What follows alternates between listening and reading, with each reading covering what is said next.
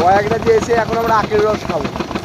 এই দেখো কীভাবে আখের রস তৈরি করে, দেখো একেবারে গোটাটাই পুরো ঢুকিয়ে দিচ্ছে। আমাদের ওখানে তো টুকরো টুকরো করে ঢোকাই, এটা তো পুরোটাই দিয়ে দিচ্ছে। আর সঙ্গে কি দিচ্ছ দাদা? পুদিনা, লেবু, বিট লবণ সবই আছে। दादा कैसे दे रहे हो? 30 रुपये और 20 रुपये ग्लास। वाह बढ़िया। चलो ये देखो रस बेरोচ্ছে देखो। ये क्या डाल दो? पुदीना। वाह और नींबू।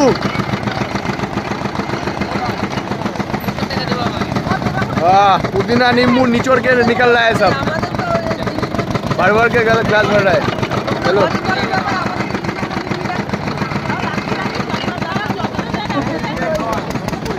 दादा यहाँ का लोकल हो क्या? अच्छा